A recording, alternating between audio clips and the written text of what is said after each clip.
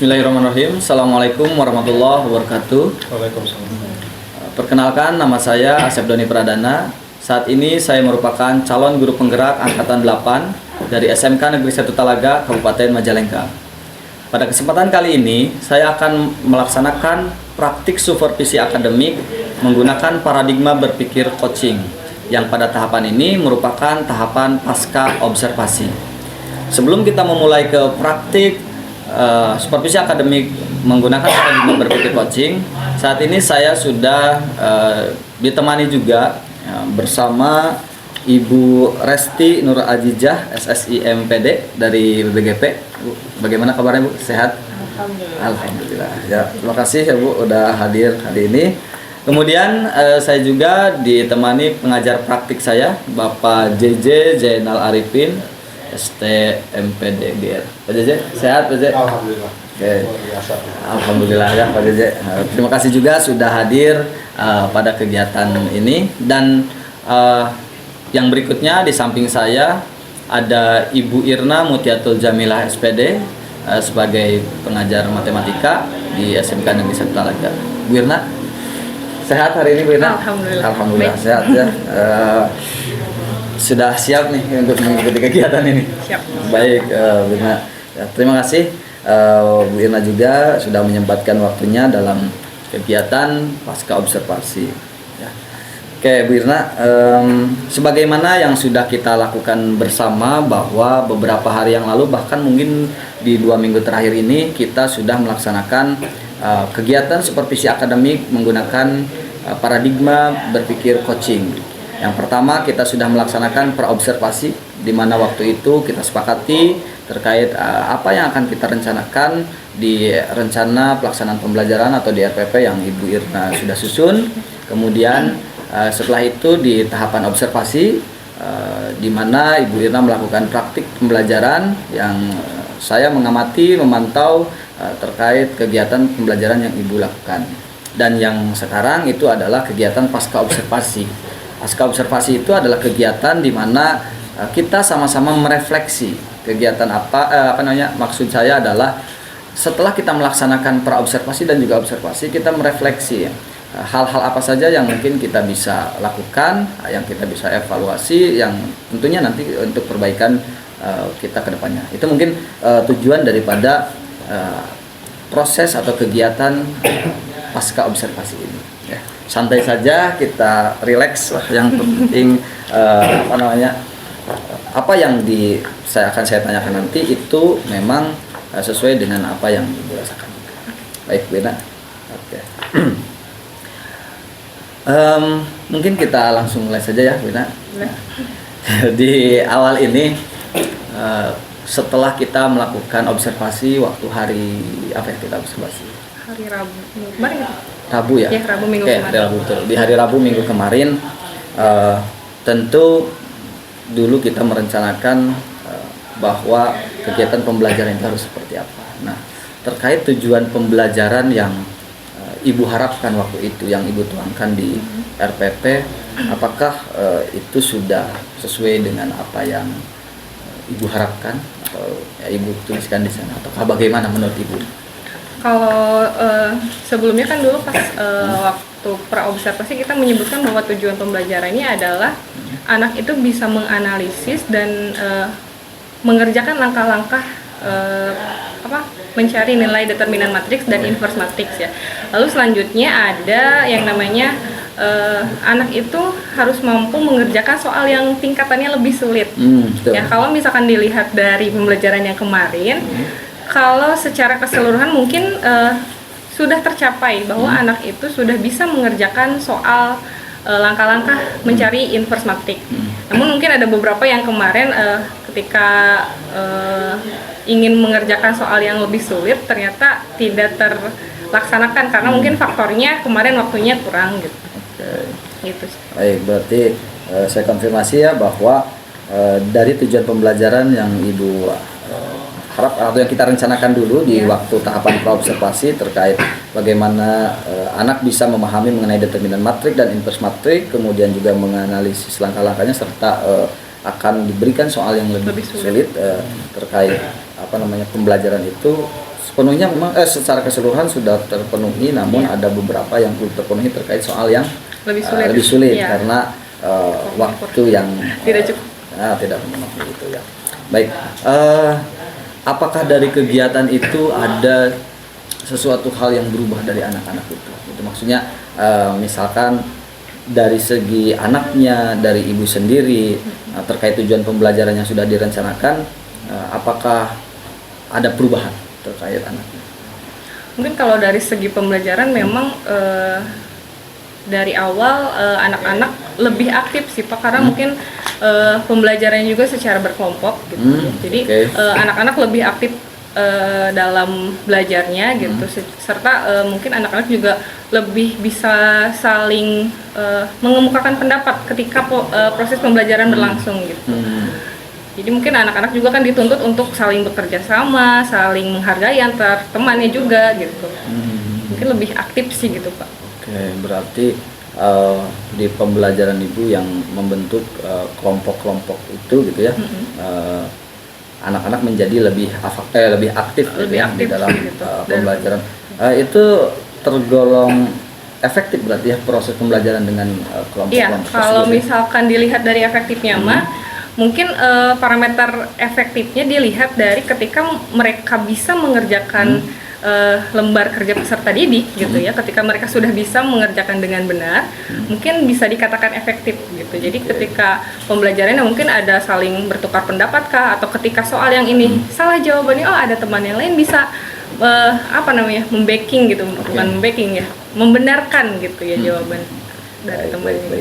Berarti tingkat efektivitasnya terkait pembelajaran berkelompok itu efektif dengan mereka sudah aktif dan bisa mencurahkan apa yang didiskusikan bersama kelompoknya gitu ya.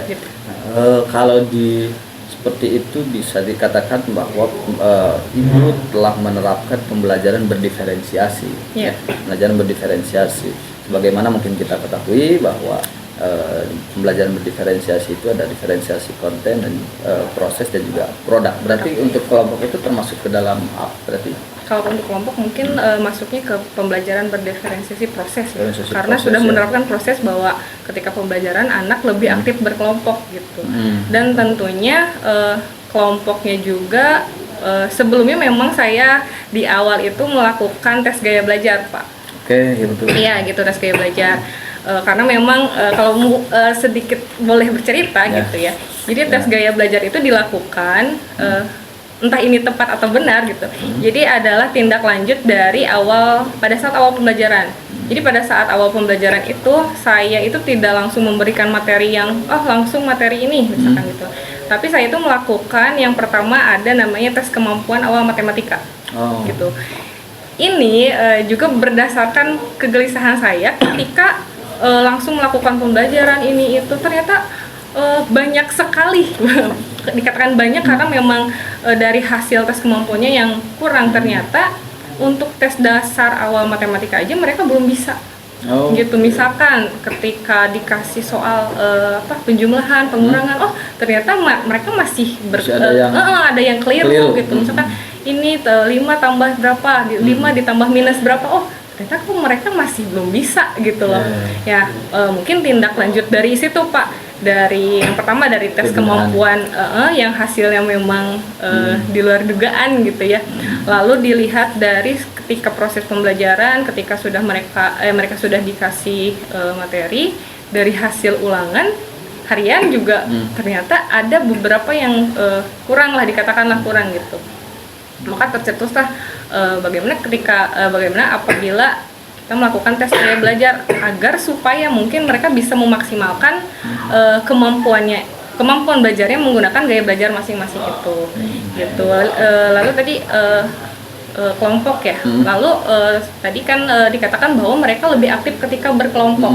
Nah, lalu kelompoknya itu yang dibentuk adalah bukan berdasarkan gaya belajarnya, namun dari secara acak gitu Pak. Jadi diambilnya bukan dari gaya belajarnya, yang misalkan auditorial dengan auditorial, visual dengan visual, atau kinestetik dengan kinestetik. Bukan seperti itu, tapi kelompoknya diambil secara heterogen, tapi dengan syaratnya yaitu dalam satu kelompok itu harus ada perempuan dan laki-laki. karena mungkin dilihat dari efektivitas juga, kalau cewek-cewek gitulah jadi kurang efektif gitu ya. Mungkin saya itu pengennya apa ya, kalau bahasa sekarang itu kesetaraan gender gitu ya. Ya, betul. Jadi perempuan dan laki-laki itu harus memiliki peran yang sama gitu ketika mereka mengemukakan pendapat gitu. Ketika mereka berdiskusinya, mereka antar perempuan dan laki-laki itu harus mendapatkan posisi yang sama gitu. Oke, luar biasa sekali. Memang ketika saya melihat pada saat observasi, wah, ada tes gaya belajar nih, mau kemana nih ya? Ini mau gimana nih maksudnya nih ada tes gaya belajar gitu ya? Kan berdasarkan kegundahan itu gitu kan, sehingga ada tes gaya belajar. Kemudian juga di kelompoknya menarik juga nih, kelompoknya itu dibentuk secara heterogen. Mereka sudah ditempatkan sesuai dengan posisinya, dan menurut Ibu tadi dikatakan bahwa itu menjadi sebuah hal yang efektif di dalam proses pembelajaran karena mereka menjadi lebih aktif dengan berkelompok itu, dan itu merupakan suatu proses diferensiasi proses gitu ya, yang tadi Ibu katakan. Itu mungkin konfirmasi dari saya gitu ya. Kemudian saat pembelajaran kemarin, tentu kan Ibu menerapkan budaya positif di kelas gitu ya. Bagian mana ya ketika Ibu menerapkan budaya positif itu, dan kemudian itu sudah berjalan atau misalkan bagaimana tuh? Kalau budaya positif mungkin seperti biasa gitu ya. Kalau budaya positif mungkin dilihat dari ketika kita masuk kelas, kondisi kelas harus dalam keadaan bersih, mungkin itu yang pertama. Karena mungkin ketika kondisi kelasnya kotor, kita kan pasti tidak nyaman belajar gitu ya. Jadi yang saya pastikan itu yang pertama adalah kondisi kelas harus dalam keadaan bersih.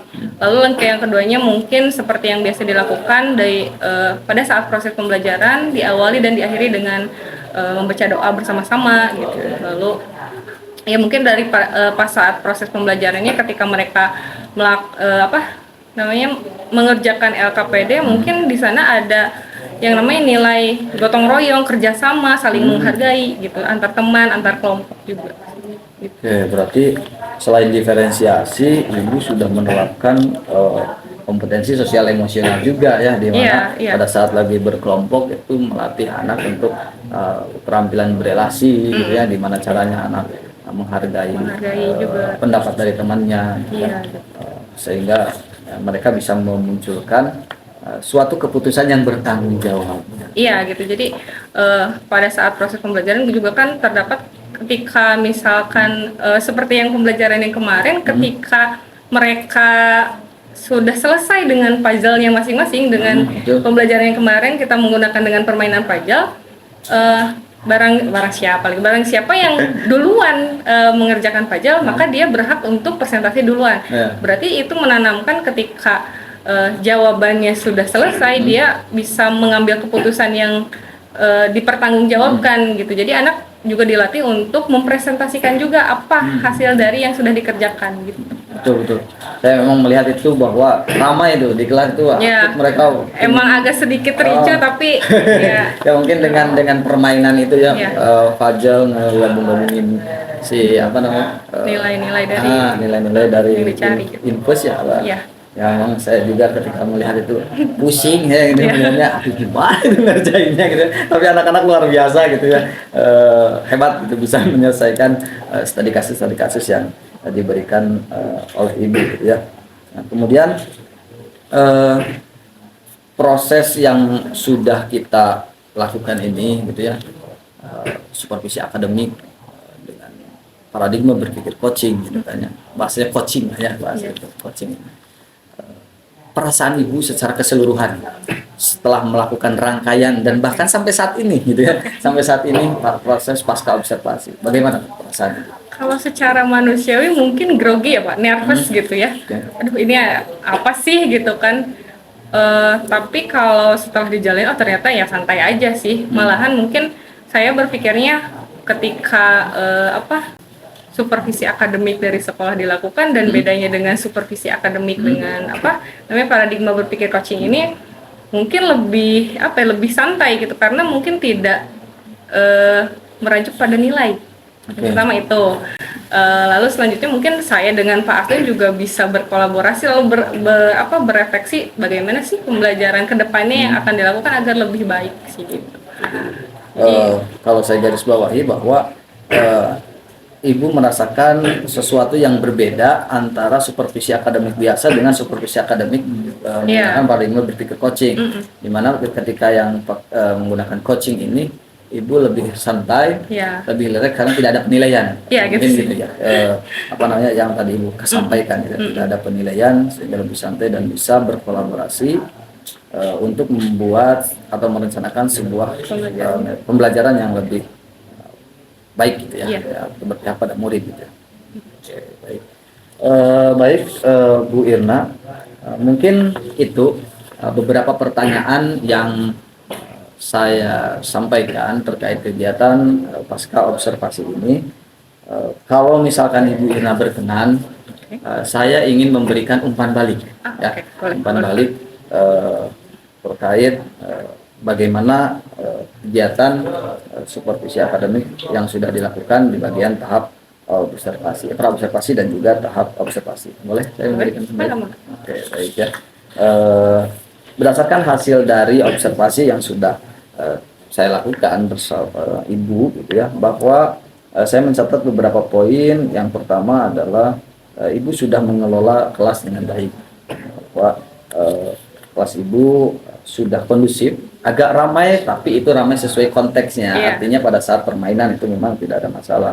Kemudian Ibu melakukan identifikasi gaya belajar untuk menggunakan web aku pintar ya.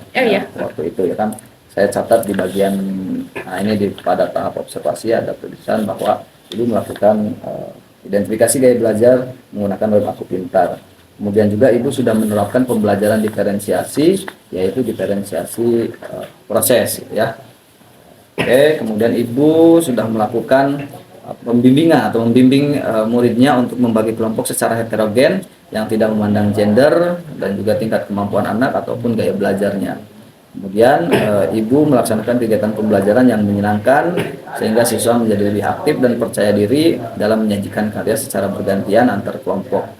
Kemudian siswa juga menjadi kritis ketika ada beberapa dari jawaban siswa yang keliru. Kemudian guru juga mengevaluasi hasil dari pekerjaan siswa karena waktu itu saya lihat ada beberapa jawaban yang keliru kan.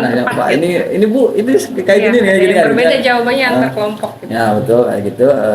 Sehingga kekeliruan tersebut menjadi menjadi benar gitu ya. Artinya tidak ada miss lagi antara siswa dengan siswa yang lainnya atau antar kelompok lainnya. Kemudian Ibu juga sudah menerapkan pembelajaran sosial emosional dengan melatih siswa untuk keterampilan berelasi dan juga pengambilan keputusan yang bertanggung jawab.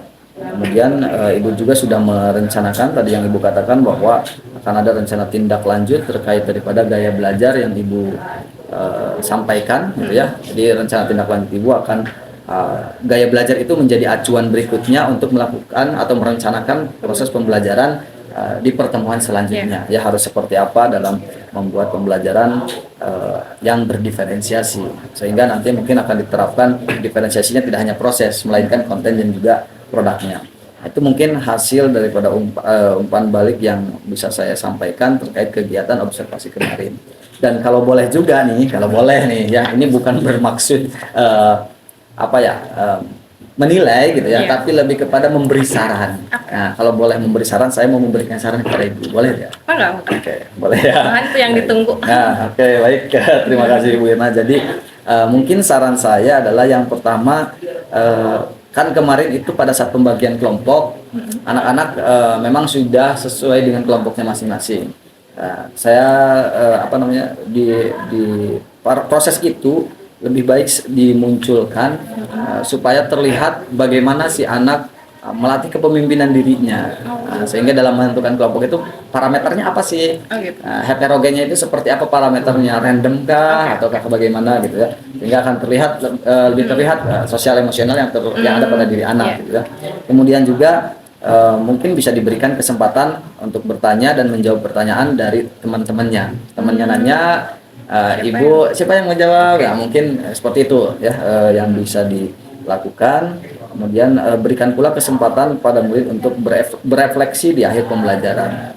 Ya, apa yang sudah kita pelajari.